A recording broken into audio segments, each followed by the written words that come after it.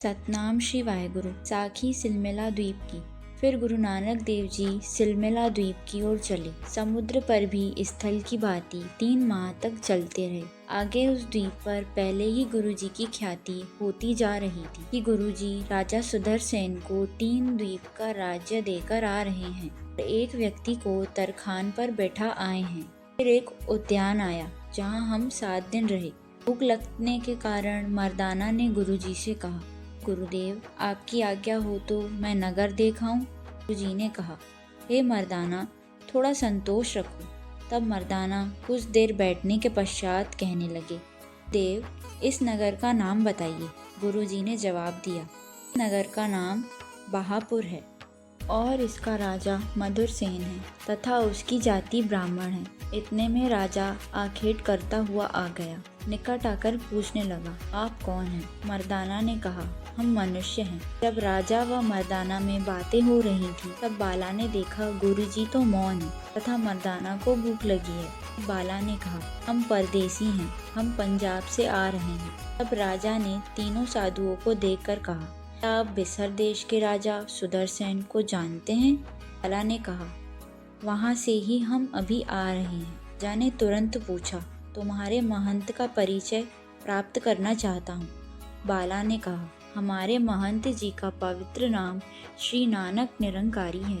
मेरा नाम बाला है और इसका नाम मर्दाना है। राजा ने कहा, ये महंत वही हैं जो राजा सुदर्शन व झंडे को महान वर दे के आए हैं। राजा ने अपना परिचय पूछने पर बताया, मेरा नाम मधुर सेन है। यह नगर ब्रह्मपुर है। मैं यहाँ का राजा हूँ। मेरी जाति ब्राह्मण है और इस द्वीप का नाम सिलमिला है। इन तीनों द्वीपों में 18 राजा राज्य करते हैं। बाले ने पूछा, उनके नाम क्या क्या हैं? राजा ने कहा, कंवल नैन, मधुर सेन, सुधर सेन, सुख सेन, असनाहा, सुगर सेन, वीर सेन, लाल सेन, राय सेन, सुख सागर, नाग परसराम, राजा अटका, घटका, सुधम मालका, बुद्ध विवेक, बालका, राजा नैनजोत, राजा बाला श्रृंगार, राजा तुरंत रंज, राजा मगन राय और सबका सरदार राजा कंवल नैन है। बाला ने कहा, परंतु यह तो झूठ है। सबका सरदार तो सुदर्शन है, क्योंकि मेरे पूज्य गुरुजी ने सुदर्शन को सर्वोपति बनाया है। राजा ने कहा, तुम तो बात कर रहे हो परंतु तुम्हारा महंत बात ही नहीं करता। बाला ने कहा, मेरे गुरुजी तब बात करेंगे जब कोई उनसे बात करने वाला आएगा। राजा ने कहा, अच्छा मैं बुलाता हूँ, परंतु इन्हें क्या कहकर संबोधित किया जाता है? बाला ने कहा, सत्य करतार, सत्य करतार कहने से उत्तर देते हैं। राजा ने गुरुजी के निकट आकर तार करतार की ध्वनि लगाई। गुरुजी समाधि से उत्थान आकर कहने लगे, सत्य करतार, आओ भ्राता बैठ जाओ। राजा ने कहा, हे गुरुदेव आप नगर में चले।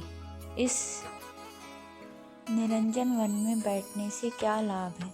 गुरुजी ने कहा, साधुओं के लिए यह निरंजन वन ही विशाल नगर होता है। राजा ने कहा, आप यदि नगर में निवास करें तो आपका भंडारे में ध्यान रहेगा। तब गुरुजी ने शब्द उच्चारण किया, जिसे सुनने के बाद राजा गुरुजी के चरणों में गिरकर कहने लगे, गुरुदेव आपकी जो आज्ञा हो वही करूं। गुरुजी ने कहा, हमने सुदर्शन को निष्कंटक राज्य दिया है। जो उसे मानेगा उसका भला होगा, जो नहीं मानेगा उसकी इच्छा। हमें जो करना था हमने वह कर दिया। राजा ने कहा, हे गुरुवर हमें आपकी आज्ञा स्वीकार है। हमने आपकी आज्ञा का पालन किया है। राज्य तो हम कुछ नहीं जानते। यह सुनकर गुरुजी अत्यंत प्रसन्न हुए और कहा, हे राजन अब हम लोग आगे जाएंगे।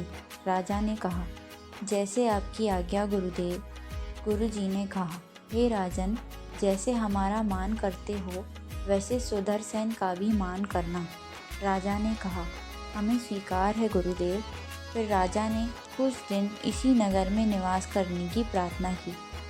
फिर बाले के कहने पर गुरुजी 19 महीने वहाँ रहे। फिर गुरुजी ने आगे प्रस्थान किया। धन्यवाद।